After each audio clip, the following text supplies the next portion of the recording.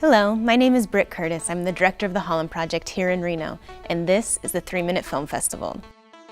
This festival is made up of films from our 3-minute film competition that we do every year with KMPB and the Nevada Museum of Art. We had nearly 50 submissions, and now you're going to see some of the award winners.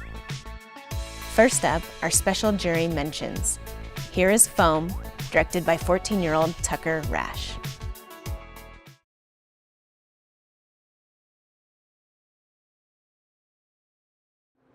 So this is the very beginning of the show. Technically, we're entering here on the first floor of the Knowledge Center in the Sculpture Garden.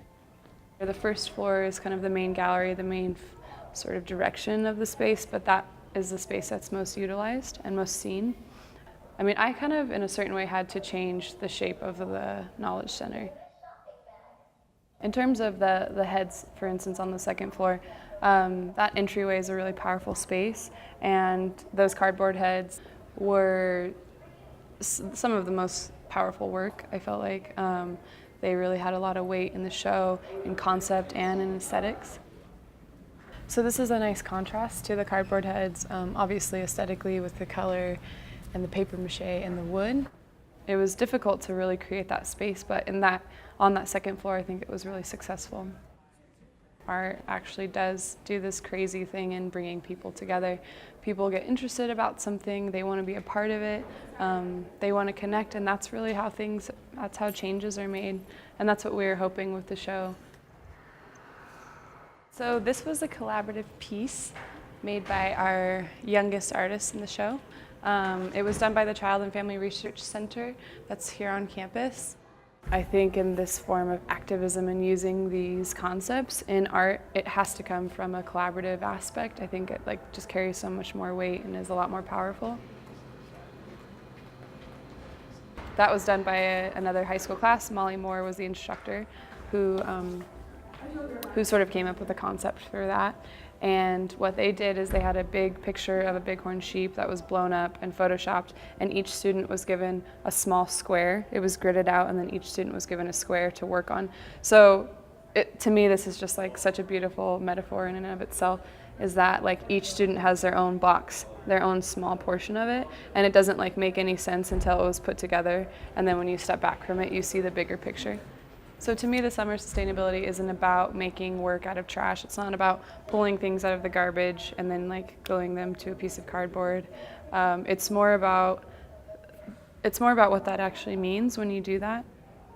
But it was also, I mean, it was a great assignment. Like I said, it was a really fun project to work on. And when it all came together, it felt really successful. It felt really great.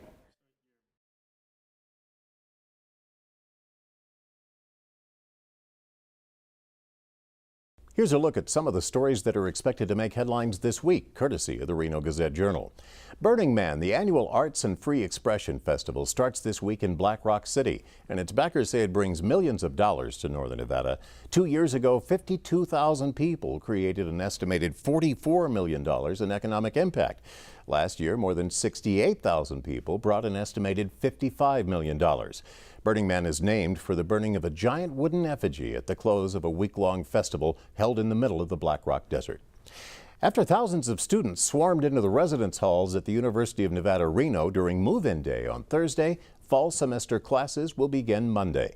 Students will find the campus sprouting new building projects and record enrollment, and some major changes, including a new excess credit fee of 50% that goes into effect this semester. It's designed to light a fire under students who are taking classes that don't count toward their degrees. Sparks City Council members are set to issue business licenses to potential medical marijuana establishments on Monday. Since late February, city officials have been drafting amendments to allow for licensing and regulation of marijuana dispensaries, test laboratories, and growing facilities. The city plans to issue business licenses, which can be revoked, to applicants who have been approved by the state.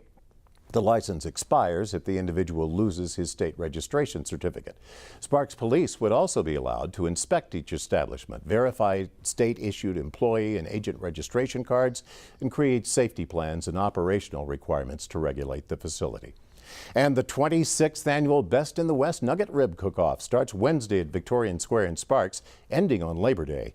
This year, 23 cooks from around the world will be competing in the cook-off. The event also features a rib eating contest, which includes competitive eater Joey Chestnut. And that's a look ahead, courtesy of the Reno Gazette-Journal and RGJ.com. I'm Brent Boynton for KNPB.